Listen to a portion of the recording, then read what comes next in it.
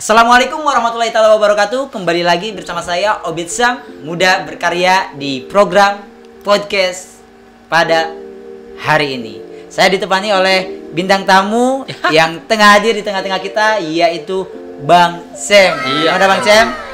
Gimana kabarnya? Alhamdulillah. Luar biasa. Oke, tentunya di program podcast ini kita menghadirkan narsum-narsum yang tentunya semoga dapat memberikan inspirasi maupun motivasi dalam kehidupan kita. Iya. Oke, buat teman-teman yang baru mampir di channel Obid Sam, jangan lupa like, komen, dan subscribe tentunya. Dengan kalian subscribe, tentunya kalian ikut andil mensupport channel Obid Sam agar diri saya terus berkarya, menampilkan atau membuat video-video terbaru yang tentunya mari kita bersama-sama belajar dalam channel Obid Sam Muda Berkarya. Oke, gimana Pak Sam atau Bang Sam nih? Bang Sam ini adalah kelahiran Aceh. Betul, Aceh. Betul. Kelahiran Aceh. Beliau adalah salah satu korban tsunami di tahun 2004. Lalu sekarang beliau aktif dari berbagai keorganisasian yang sifatnya sosial. Tentunya apa sih yang membangunkan dirinya sehingga dirinya berkeinginan untuk mau terus berdampak dalam organisasi-organisasi sosial. Oke, kita langsung aja berbincang langsung dengan Bang Sam. Ini gimana Bang Sam? Kenapa namanya Bang Sam? Ya, silakan memperkenalkan diri. Ya, terima kasih kepada Bang siapa tadi lupa? Obed. Bang Obed ya.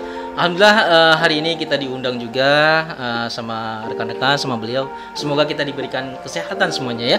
Amin. Apalagi di masa-masa pandemi seperti ini. Nah, nama saya Kamsiar, tapi nama apa namanya? Nama bekennya Teku Kamsiar. Teku Kamsiar. Ya, saya mengambil nama Teku itu saya menunjukkan saya itu orang Aceh. Orang Aceh. Terus saya dipanggil biasa nama Cem. Ya, karena memang di awal apa namanya nama saya itu huruf C sebenarnya. Sekarang kan K. Karena memang ada sesuatu yang membuat harus diganti K. Nah, jadi teman-teman manggil saya Cem. Nah, jadi saya juga punya filosofi Cem itu champion. Champion yang artinya apa champion? Champion itu pemenang. Pemenang. Iya, jadi setiap manusia itu ingin sukses gitu ya. Wow, luar biasa makna dari filosofi kata bekennya ini yang Sam katanya. Aku terlahir untuk jadi pemenang. Takkan pernah terpikir untuk jadi pecundang. Wes, mantap. Silakan dilanjut. Ya, saya lahir dari Aceh ya. Di Aceh? Aceh, dari Tulen Aceh gitu ya. Saya korban tsunami. Di 2004. Nah, itu memang sehari sebelum terjadi tsunami memang ada tanda-tanda yang membuat suasana auranya itu sangat berbeda. Pertama, di malam tanggal 24 itu kita sama teman-teman ya tidur di rumah bareng, terus kita menyanyikan sebuah lagu. Memang lagu itu lagu perpisahan. Iya, dan kita keliling kota Banda Aceh. Nah, itu belum pernah terjadi. Di saat itu, di saat kejadian tsunami Aceh itu kan tahun 2004 ya? 2004. Mas Cem ini waktu itu usia ya, saya di kelas 3 SMA ya. Itu terakhir berarti sekitar 19 tahun ya. 19 tahun. Berarti memori peristiwa tersebut sangat terekam, sangat jelas ya. Sangat masih teringat ya. Teringat. Luar biasa. Silakan lanjut. Ya, jadi di malam itu juga udah terjadi tanda-tanda auranya yang memang kayaknya ini berbeda sekali gitu kan. Dan jauh sehari sebelum tsunami itu memang udah ada tanda-tanda itu ya. Jadi malam itu juga mati lampu dan akhirnya tengah malam teman-teman sudah pulang. Ada 2 teman sahabat saya ini rumahnya di pinggir laut. Rumahnya di pinggir laut, memang di bibir pantai. Nah, alhamdulillahnya itu memang Allah sudah merencanakan mereka itu tidur di rumah saya. Nah, alhamdulillah. Mereka menginap di rumah saya. Karena yang kita kan semuanya berenam ya. Jadi kalau untuk tempat tinggal Mas Syam itu lumayan agak jauh dari laut. 3 kilo dari laut. Oh, 3 kilo dari laut. Nah, jadi dilalahnya teman-teman ini tidur di rumah dua orang teman sahabat saya gitu. Nah, paginya itu baru terjadilah gempa sekitar 89 skala Richter. Nah, jadi teman-temannya juga mau pulang ke rumah tapi dalam keadaan gempa jadi nggak jadi pulang. Dan tadinya mau emang rencana pulang ya? Gitu kan. Dan saya punya adik gitu kan, masih umur 2 tahun. Saya ambil dari ayun, saya gendong. Itu waktu itu waktu terjadi gempa, adik masih di ayun. Bisa dibilang di ayun. Baik juga ya, 2 tahun masih baru belajar jalan ya. Udah jalan sih ya. Jadi saya ambil langsung saya gendong, saya mau keluar, nggak bisa berdiri, nggak bisa duduk, ya udah kita tengkurap ya, isi bahasa tengkurap lagi. Ya, karena memang di 8,9 kekuatannya itu kita nggak bisa ngapa-ngapain, nggak bisa duduk juga. Iya, goyang-goyang kan. Betul. Ya, kita kan di depannya itu ada pohon pisang, pohon mangga, pohon kelapa. Itu goyangnya itu sampai buah-buah kelapanya pada berjatuhan. Mungkin iya, seperti itu. Nah, itu 8 setelah itu sekitar 15 menit lebih kurang. Saya agak lupa memang. Itu saat itu orang tua pada ada di rumah juga atau bagaimana? Jadi ibu saya itu jualan nasi pagi, makanan pagi di dekat kampus di Darussalam. Jadi orang tua lagi pada bekerja. Bapak saya itu di pasar. Nah, jadi saya tinggal adik bertiga kita di rumah, ya kan? Jadi Mas Syam ini berapa bersaudara sih? Kita semuanya bertiga. 3 saudara. Kakak, adik, saya baru. Oh, berarti yang kedua ya? Iya, kedua anak saya. 3 bersaudara, yang kedua. Kalau kakak pada saat itu lagi di mana? Kakak saya itu di Malaysia. Oh, kakak lagi di Malaysia. Jadi ini ceritanya pas Minggu pagi.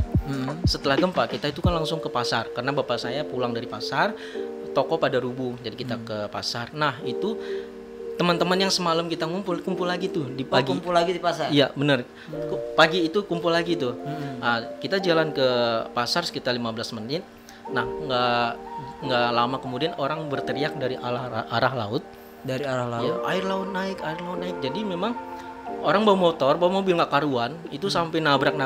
Nah, di situ saya mikir, ini air apa nih, orang lari kok bisa sampai begini gitu kan. Saya pertama lari santai. Mungkin terbirit-birit juga ya. Pikiran saya nyari lapangan karena memang di situ ada lapangan bola. Namanya lapangan Belang Padang. Itu berarti pasca setelah gempanya selesai baru air membludak. Iya, betul. Jadi ada jeda sekitar 15 sampai setengah jam gitu. Nah, itu baru air tsunami gitu. Jadi pikiran saya cari lapangan biar supaya gampang larinya. Nah, pas sampai di lapangan bola itu air di belakang saya tinggi emang. Jadi sekitar 1 meter sampai 2 meter, bahkan sampai di sana itu ada yang macam-macam, ada 10 meter gitu, ada 15 gitu kan. Ketinggian airnya. Wow. Nah, dan yang ngejar saya itu air itu memang bukan yang tinggi tapi puing-puingnya itu yang bahaya. Oh iya. Jadi di situ saya puing yang kegusur sama air. Jadi di situ saya lepas sendal, saya lari sekuat mungkin di luar nalar saya. Itu sambil gendong adik? Enggak, itu adik saya udah sama bapak di rumah kan, bapak pulang, saya ke pasar gitu. Nah, di situ saya ngeliat airnya tinggi, hitam, suaranya bergemuruh kayak suara helikopter. Nah, di situ ada yang minta tolong sama saya, ibu-ibu, penyelenggara lari maraton. Jadi lapangannya itu kan kotak, kiri kanan itu kan jalan, itu nggak bisa dilewatin lagi mobil sama motor. Nah, di situ di lapangan itu juga saya berpikir nih, ya Allah, ini kiamat atau belum gitu. Nah, di situ juga saya berzikir, di situ juga saya berpikir, ya Allah, ini saya masih punya dosa, gitu kan, punya dosa, apakah hari ini kiamat gitu. Tapi rasa hati ingin usaha untuk berlari sekuat tenaga. Kalau misalnya mungkin saya suruh lari sekencang itu, nggak mungkin seperti itu, karena di luar nalar. Nah, di samping di luar di luar lapangan itu ada ibu-ibu yang minta tolong sama saya gitu kan, pakai motor, ibu tuh jatuh gitu, dia nggak bisa bergerak kemana-mana. Saya bilang minta maaf, nafsi gitu. Nah, itu kiamat kecil kan, itu kita nafsi gitu. Nah, saya rasa saya nggak sanggup lagi untuk lari lebih jauh. Saya manjat kantor TNI itu pas di depan museum sekarang. kalau nggak salah itu Kodim, ya kan. Saya secepat itu bisa loncat got yang jauhnya sekitar 1,5 meter, terus loncat pagar, terus saya manjat pohon. Nah di belakang pos kru kita itu ada pohon, yaitu pohon itu juga masih kecil lah. Nah di situ saya manjat. Seandainya saya berlari lagi, saya udah di bawah air. Gitu. Dan saya masuk ke dalam itu buntu, harus saya manjat pohon. Nah jadi di pohon itu banyak orang, padahal kecil pohonnya. Di pohon itu banyak orang ya. Betul. Jadi kalau saya paksakan di situ bisa patah. Itu pohon apa tuh? Pohon mangga. Pas pohon di belakang kantor security gitu, pas satpam itu kan. Saya langsung naik ke genteng, pucuk gentengnya begini gitu. Iya. Nah itu ibu tadi ada di atas. Subhanallah. Ibu tadi ada di atas. Ini saya merinding nih ceritanya nih kan. Itu pertolongan yang mungkin di luar nalar kita ya. Betul. Kita aja sebagai laki-laki tenaga mungkin lebih daripada perempuan gitu kan. Ibu-ibu bisa ambil di atas langsung. Saya bilang, ibu nih yang minta tolong sama saya tadi. Iya nak. Ibu gimana caranya? Saya nggak tahu nak gitu. Jadi di atas tuh rame banget. Di atas genteng itu. Di atas genteng itu rame banget. Pas saya langsung ke atas, itu semua pohon penuh dengan manusia di situ. Orang, perempuan, laki, kakek-kakek, nenek-nenek, anak-anak itu bisa manjat pohon. Itu pohonnya itu pohon asem itu udah ratusan tahun nggak bisa meluk lagi gitu kan. Nah itu bisa manjat. Itu di luar nalar. Kalau misalkan kita suruh manjat lagi nggak bisa. Gitu. Nah di situ saya ngelihat mayat banyak banget. Ya maaf nih, mayatnya ibu-ibu tanpa pakaian busana gitu kan. Memang yang paling banyak mayat perempuan dan anak-anak gitu. Karena memang ibu-ibu biasanya itu di rumah gitu kan. Santai pakai dasteran. Jadi banyakan ibu-ibu itu memang tanpa busana gitu. Nah di situ saya di atas tuh azan. Karena ada yang nyuruh saya azan, bang azan. Udah saya azan di pucuk genteng gitu kan. Kalau nggak salah ada sekitar 7-10 kali saya azan. Karena 7-10 kali azan. Iya, karena memang gempanya ada susulan gitu. Oh, ada gempa susulan. Betul, ada susulan. Saya ngeliat mayat segala macam bentuk rupanya gitu kan. Memang, nah di situ juga TNI di dalam itu juga berlumpuran. TNI yang masih pada pakai baju masih loreng, berlumpuran. Jadi mereka menyelamatkan diri juga. Tapi mereka juga udah di dalam air itu mungkin kan, berlumpuran. Jadi ada yang berdarah kakinya, mungkin kena seng gitu kan. Betul. Banyak benda-benda kan yang terbawa sama. Nah, di atas saja itu saya mintakan tolong sama TNI suruh ambil senjatanya. Itu senjata. Itu kan TNI kan bawa senjata. Mungkin bagi mereka senjata itu nggak boleh hilang gitu kan. Jadi ada senjata mereka satu-satu, mungkin ya udah saya tolong ke atas dengan senjatanya berat gitu kan. Akhirnya pada kumpul semua. Saya ada lebih kurang 1 jam di atas. Saya turun ke bawah, ya kan. Saya jalan tuh namanya Belang Padang, lapangan Belang Padang. Di situ saya jalan sekitar 30 meter. Saya ngeliat ke belakang. Saya ngeliat kayaknya ada ibu saya gitu kan. Pas bener ada ibu saya langsung jemput ibu saya gitu. Jadi saya diberikan kemudahan ya ketemu dengan keluarga pun. Ibu saya juga nggak kena air gitu dari sana. Sedangkan ibu saya, tempat dagang ibu saya itu kena air semuanya. Etalase habis. Karena ibu saya udah menuju ke Banda Acehnya ini, kotanya, naik becak. Padahal ibu saya itu lagi sakit kakinya, kalau nggak salah asam urat. Tapi di hari tsunami itu nggak ngerasa gitu ya. Nah itu. Nah saya ketemu ibu saya. Di situ banyak orang yang minta tolong juga, yang ada di bawah got, berlumpuran gitu kan, kita tolong gitu kan. Ada yang nggak ada celana, kita kasih kain gitu. Nah di situ kata ibu saya, adik, ada nggak adik kita di sini gitu kan, si Wawan nih gitu kan. Nggak ada gitu kan. Dalam hati saya, ini saya punya feeling keluarga saya selamat semua gitu kan. Kan keliling itu Belang Padang, lapangan. Ibu duduk di sini saja. Saya mau pulang ke rumah. Jadi mau pulang ke rumah itu kan gang. Sekitar hampir 1 kilo gangnya, 1 kilometer. Sepanjang jalan itu yang keluar tetangga saya semua. Tetangga saya gitu kan. Pada selamat mereka. Selamat semua, rata-rata selamat semua. Dalam hati saya ini saya senang gitu kan, gitu kan. Keluarga saya pasti selamat juga gitu. Sampai penghabisan orang itu keluarga saya nggak ada, itu bapak, adik, termasuk adik saya yang kecil gitu. ya Allah nggak ada gitu kan. Saya tanya sama ibu saya, lihat nggak ada gitu. Pas saya sampai posisi di rumah saya udah nggak ada. Oh, rumah udah itu nggak ada lagi juga ya? Nggak ada, udah tersapu. Ada cuman di sekitar rumah saya mungkin 5 gitu kan. Rumah saya nggak ada, dan air laut dengan di depan rumah saya udah rata. Jadi saya berenang situ.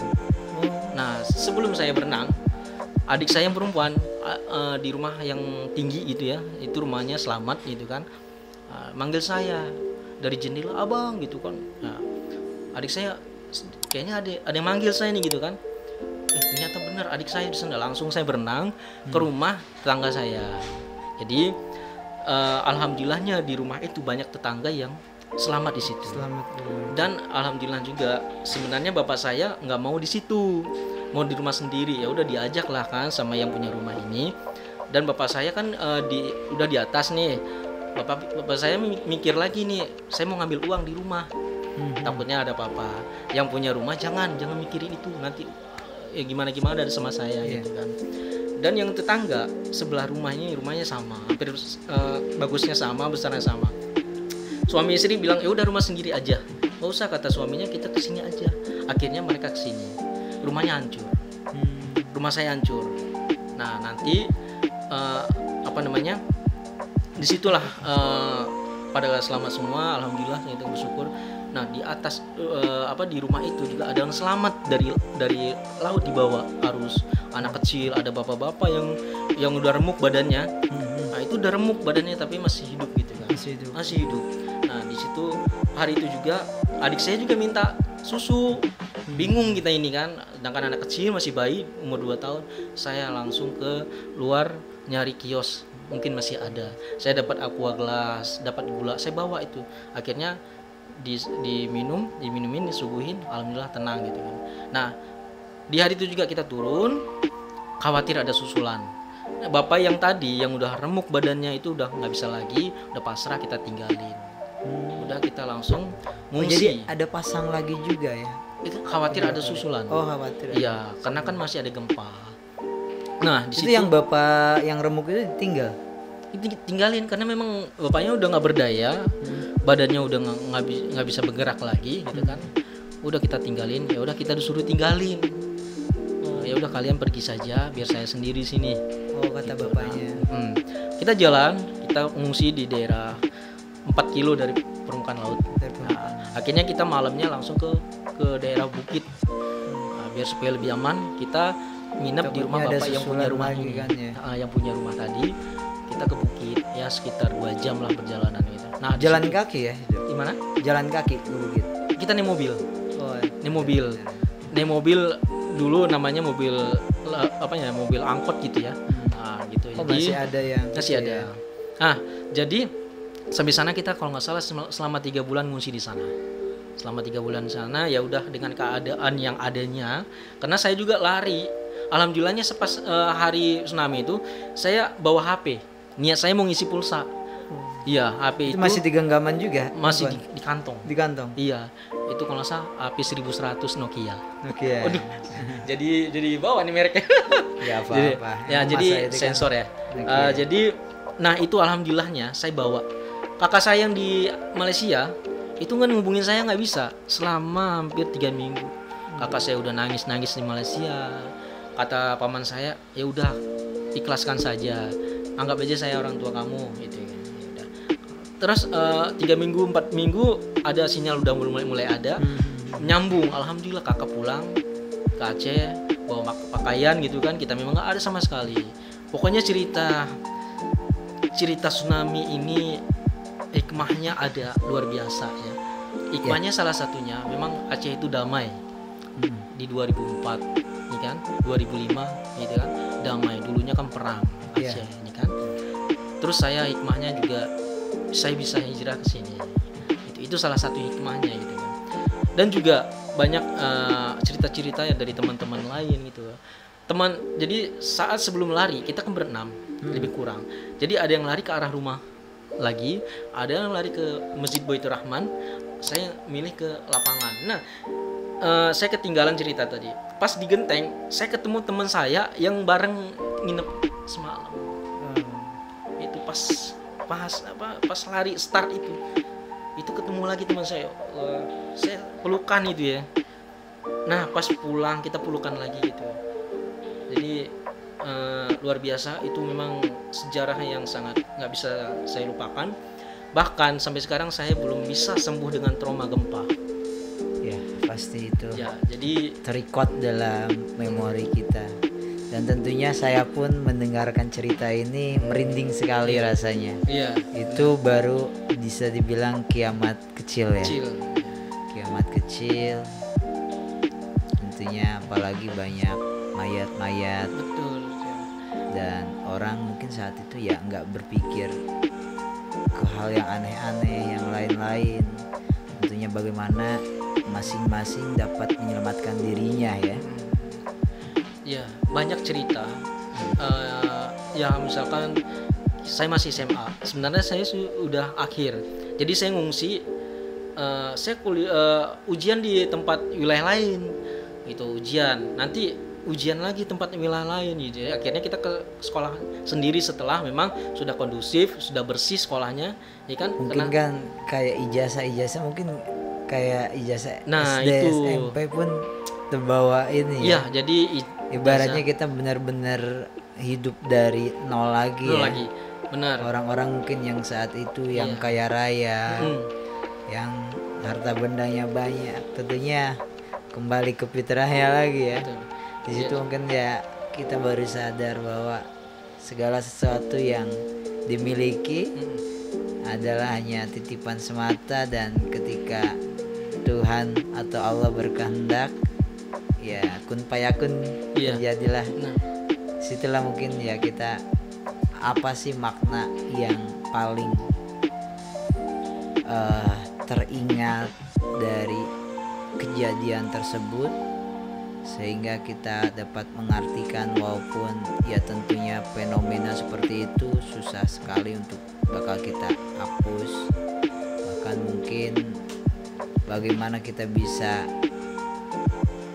tetap tidak tidak terngiang-ngiang oleh rasa ketakutan itu. Ya.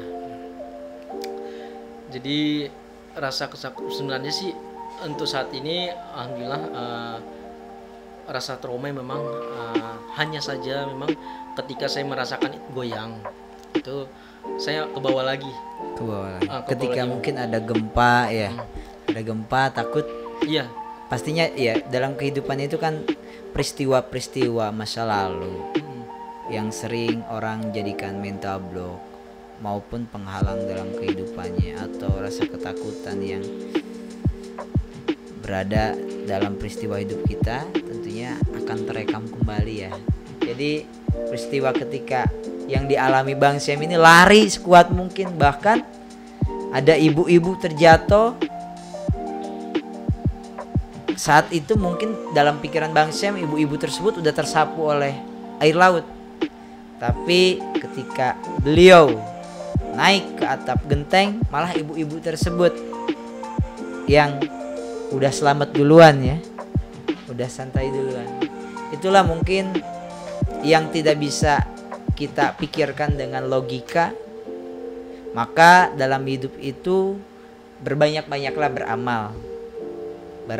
Berbanyak-banyaklah dalam berlomba-lomba dalam kebaikan tentunya. Oke. Mungkin ini saya merinding juga nih ya ketika cerita demi cerita. Saya sendiri belum mampu jujurnya untuk bisa berbuat hal kebaikan, namun tentunya tidak mengurangi rasa berkeinginan untuk dapat berdampak. Maka saya mungkin di channel Obed Syam ini kenapa dikasih tagline muda berkarya, agar anak-anak muda mau memperdayakan dirinya. Karena Allah udah kasih kesempurnaan. Potensi-potensi yang belum kita asah, itulah yang menjadi tugas kita. Jangan sampai kita sudah diberikan fitur yang sangat-sangat lengkap dibanding handphone, namun kita tidak gunakan. Jangan sampai kita disangkakan bahwa otak kita masih ori. Memorinya, kapasitasnya masih banyak. Karena kurangnya keilmuan, karena kurangnya pengetahuan. Maka marilah kita belajar, tumbuhkan terus ilmu pengetahuan, knowledge yang belum kita dapatkan, agar diri kita dapat berguna bagi diri sendiri. Dan tentunya ketika kita sudah dapat totalitas version merdeka dengan diri sendiri, maka kita bisa berpikir untuk orang lain. Kita tidak bisa berpikir untuk orang lain kalau misalkan diri kita belum merdeka. Merdeka itu bukan berarti kita segala sesuatunya cukup.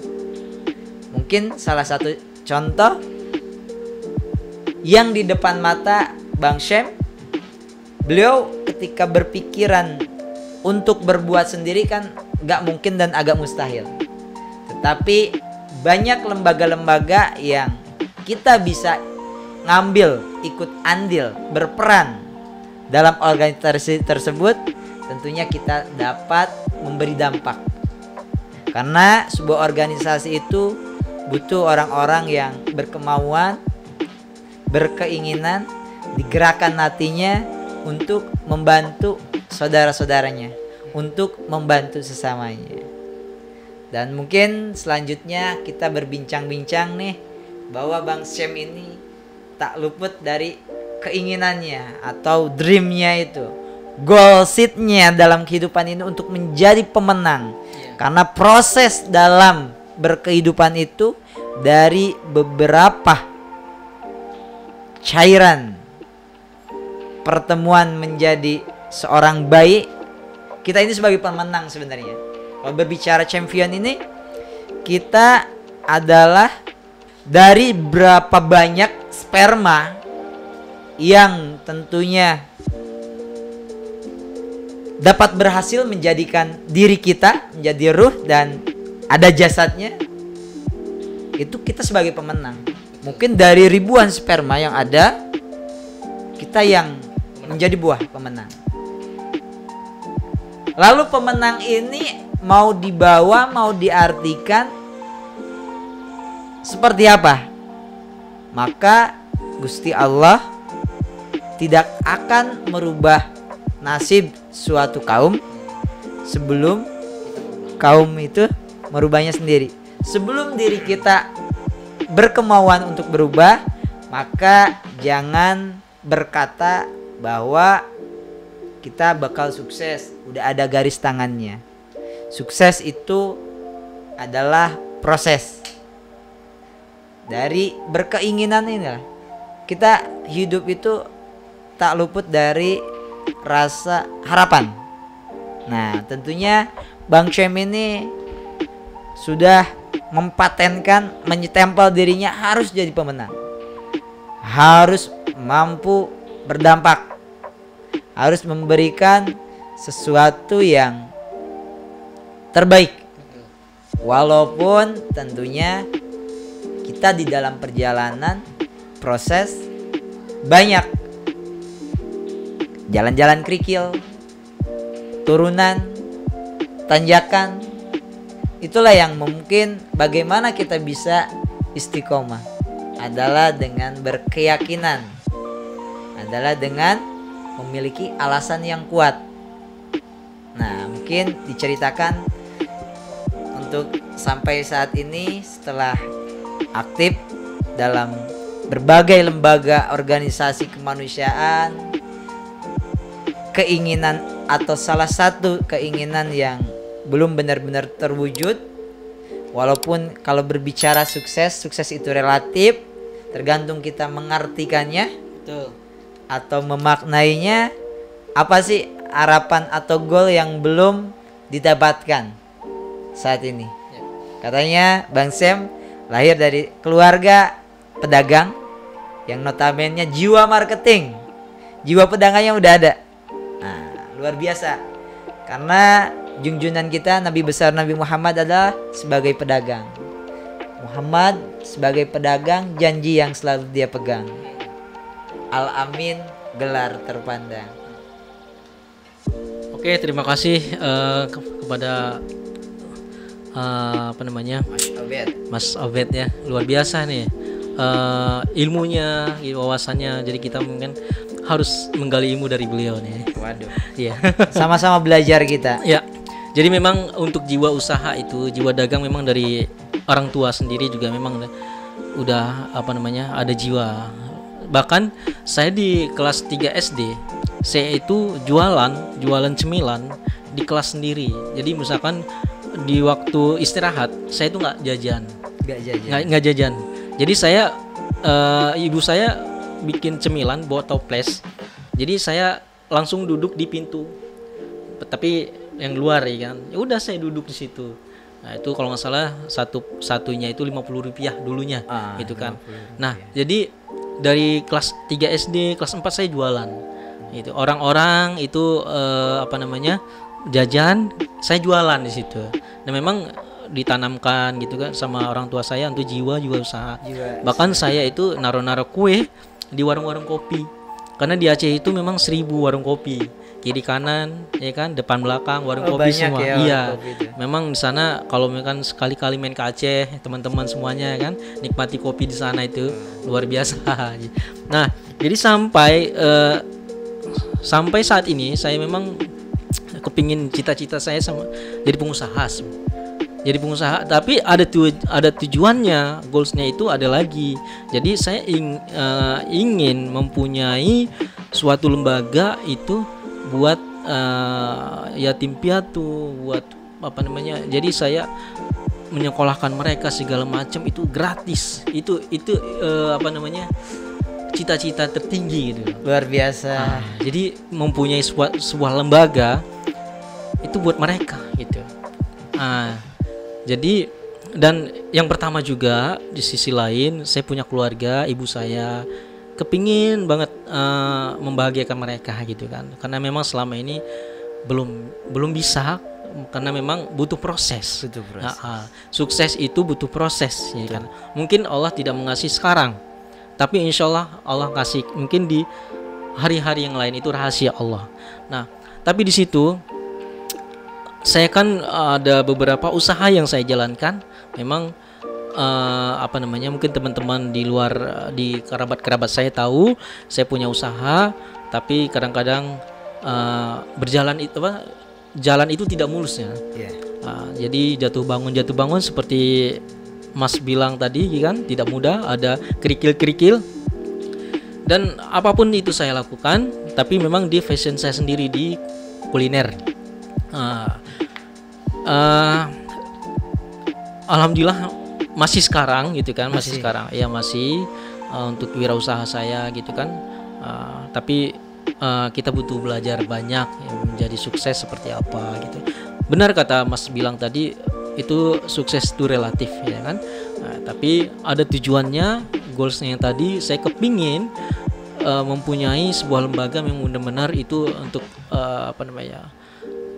sekolah gratis buat yatim piatu. Oke teman-teman yang mungkin sedang nonton video ini, mari kita aminkan bersama-sama. Karena cita-cita atau goal terbesar Bang Champion ini adalah bukan memenuhi hasratnya diri sendiri, yaitu tiada lain untuk umat, untuk kita bisa memberikan dampak yang sangat luar biasa, tentunya sangat mulia sekali yang bisa saya lihat. Mungkin impian tersebut tidak semua orang memiliki impian seperti yang Mas Champion inginkan dan harapan.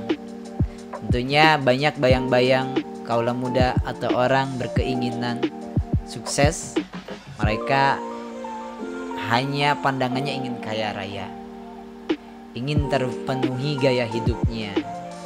Tapi lain cerita ketika saya mendengar langsung dari Bang Champion bahwa keinginan untuk bisa menyediakan fasilitas untuk anak-anak yang notabene mungkin kurang mampu, anak yatim piatu itu sangat mulia sekali.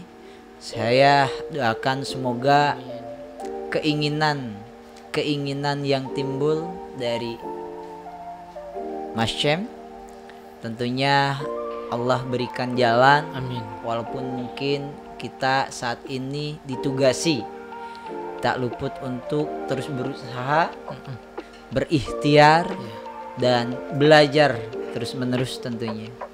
Mudah-mudahan kita mungkin dipertemukan dengan orang-orang yang dapat kita mencapai atau menuju ke arah sana. Karena menurut Allah tidak ada yang tidak mungkin. Ketika Allah menghendaki, ya kun fayakun tentunya. Saya mungkin mengalami hal tersebut ketika saya dulu tidak memiliki apa-apa, dan saya tidak punya bayangan bakal memiliki kendaraan dan lain sebagainya. Tiada lain, saya hanya ingin bisa memberikan sama seperti orang pada umumnya yang tadi Mas Champion katakan, bahwa normatifnya kita sebagai anak tentunya ingin berbakti, ingin memberikan kebahagiaan. Sangatnya sedih sekali ketika kita mungkin secara ekonomi belum mampu untuk berbagi pada orang tua. Kadang hati dan pikiran kita perang. Bahkan terkadang ketika kita membandingkan diri kita dengan orang-orang di atas kita, rasanya kita kufur nikmat. Kita menyalahi keadaan terkadang seperti itu. Kadang kita memberatkan sesuatu yang diberatkan oleh diri kita sendiri. Bahkan kita menjadi putus asa, rendah diri ketika kita merasa gue pengen banget gitu, gimana caranya ya Allah, bagaimana kita bisa terjadi. Bahkan mungkin teman-teman kita ketika sesuatu yang harapan itu kan goal terbesar, goal akhir, kapan tahu kita bakal terlaksana. Entah ketika kita sudah tiada, kita punya anak yang soleh, lalu Allah berikan rezeki yang berlimpah, bisa tercapai walaupun tidak dengan diri kita.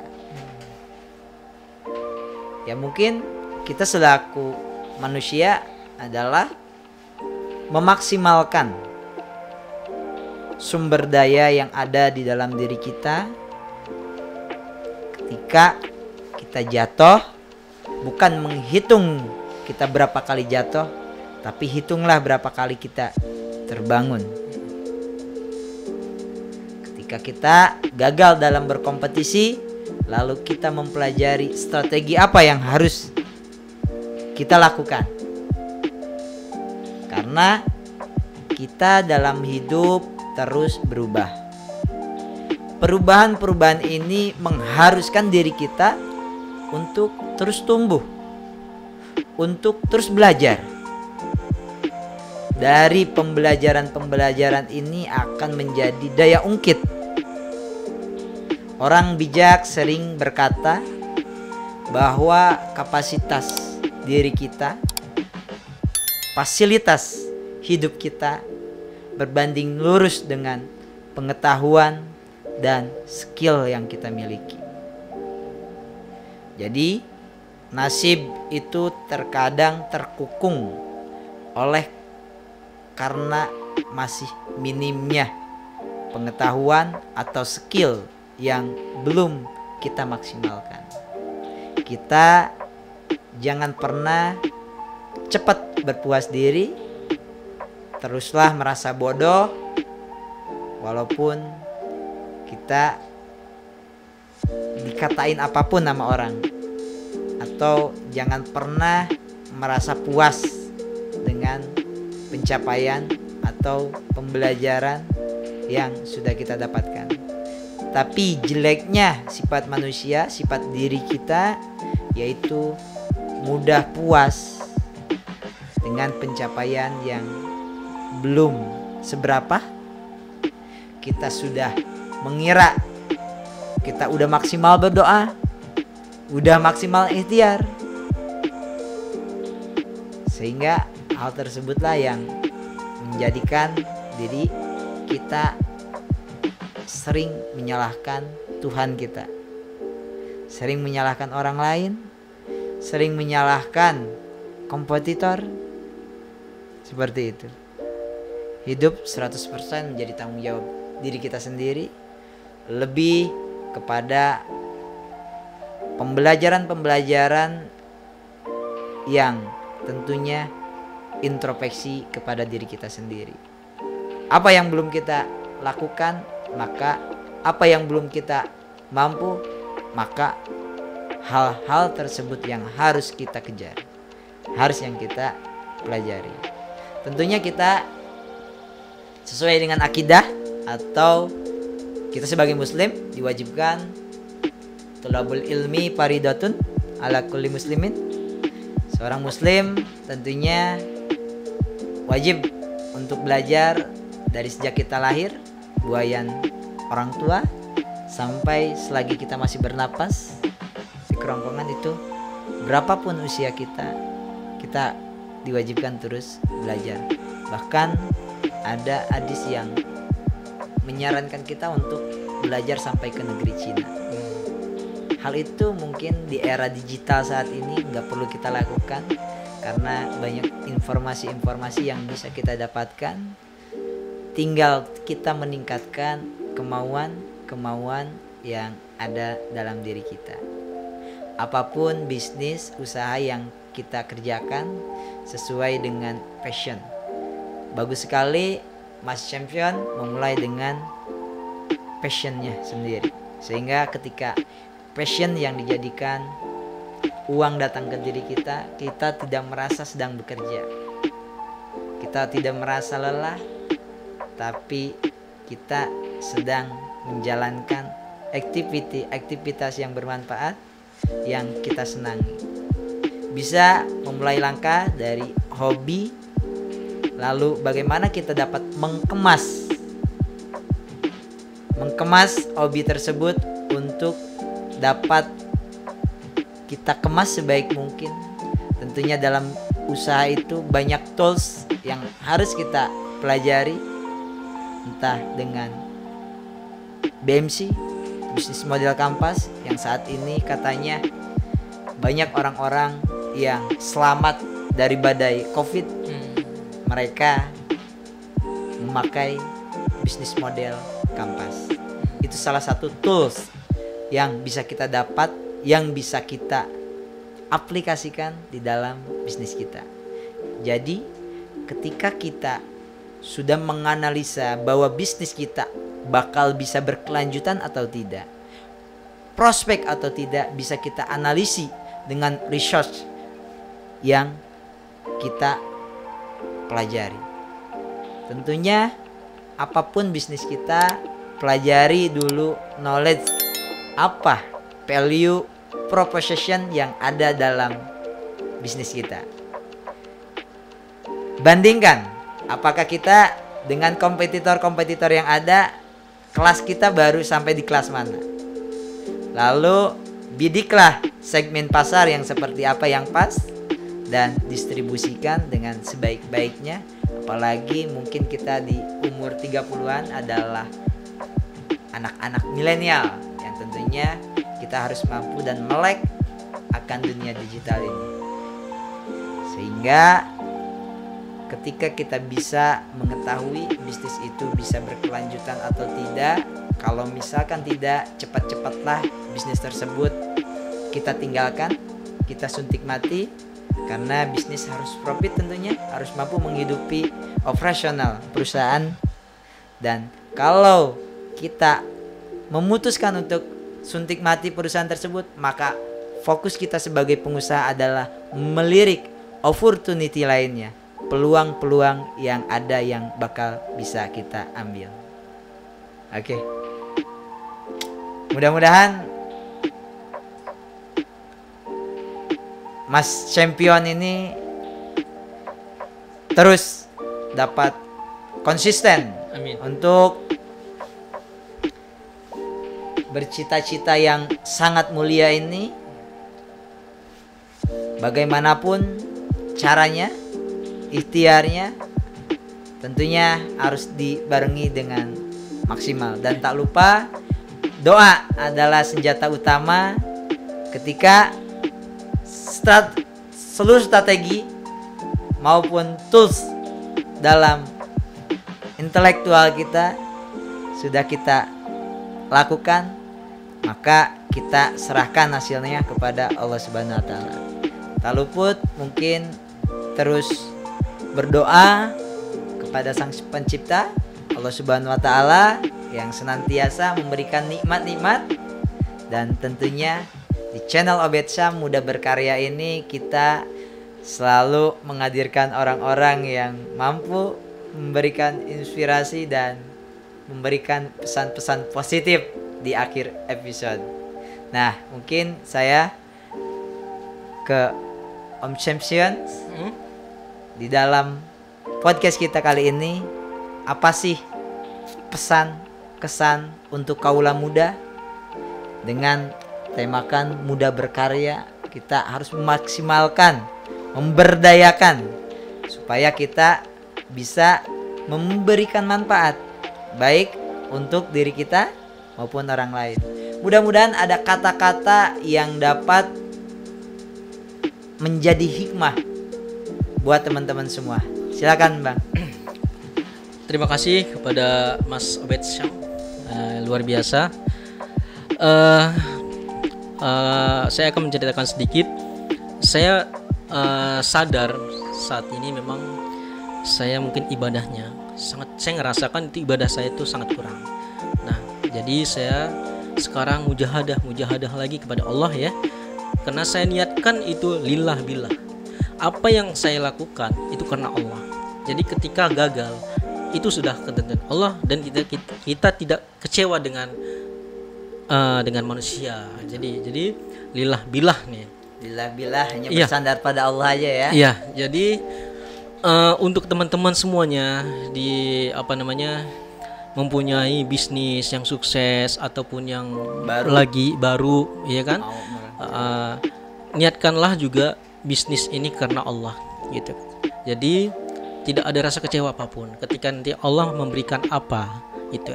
Dan satu lagi, ketika sukses jangan lupa sisihkan hartanya ya untuk saudara-saudara kita yang membutuhkan. Karena itu juga membuat kita sampai di surga nanti gitu ya. Sampai di surga nanti, bahkan seperti saya sebutkan tadi, bahkan menjadi cahaya di alam kubur nanti gitu kan. Satu lagi, jangan lupa berinovasi karena memang persaingan sangat ketat. Jadi ketika inovasi-inovasi itu ada, dan insya Allah itu akan kita mampu bersaing. Mampu bersaing gitu kan. Oke. Terima kasih kepada Mas Obed Syam. Semoga channel ini terus meroket ya. Amin ya Allah ya Rabbal Alamin. Oke teman-teman, dan tentunya Mas Champion ini ternyata punya akun YouTube juga. Ya. Apa Bang? Mungkin bisa di ini supaya teman-teman yang sedang nonton channel Obed Syam dapat subscribe juga tentunya. Oke. Alhamdulillah saya punya channel juga, namanya awalnya Teku Kamsiar ya kan, karena kita sudah punya tim juga. Jadi lupa jadi nama. Oke, teman-teman bisa ketik Teku Kamsiar saja, nanti akan ada Teku Kamsiar. Iya, Teku Kamsiar. Nah, dari saya lebih ke kuliner makan-makan gitu. Oh, jadi sharing tentang bagaimana rasa makanan-makanan Aceh tentunya kayak. Iya, itu salah satunya. Dan suka mukbang juga gitu kan. Saya kan hobi cicip-cicip makanan kuliner gitu kan. Apa saya review itu. Dulu pernah juga kolaborasi dengan Mas Adit, nggak tahu di kemana sekarang. Ya, jangan lupa juga subscribe Obed Syam dan Teku Kamsiar. Oke. Oke. Tentunya teman-teman Landaskanlah, niatkanlah obsesi kita dalam berbisnis itu untuk tidak semata-mata untuk diri sendiri, tapi kita mampu untuk menjadi besar, kita berdampak untuk orang-orang kita di sekitar. Tanamkan terus kebaikan, lalu amalkanlah ilmu yang sudah kita dapatkan. Ilmu yang berdampak tentunya ilmu yang kita amalkan dan manfaatkan baik untuk diri kita sendiri maupun orang-orang di sekitar kita. Oke, di podcast kali ini mungkin cukup sekian. Saya Obed Sam dan saya Tuku Kamsiar atau dipanggil dengan Bang Cem. Pamit undur diri. Wabillahi taufiq wal hidayah. Wassalamualaikum warahmatullahi wabarakatuh.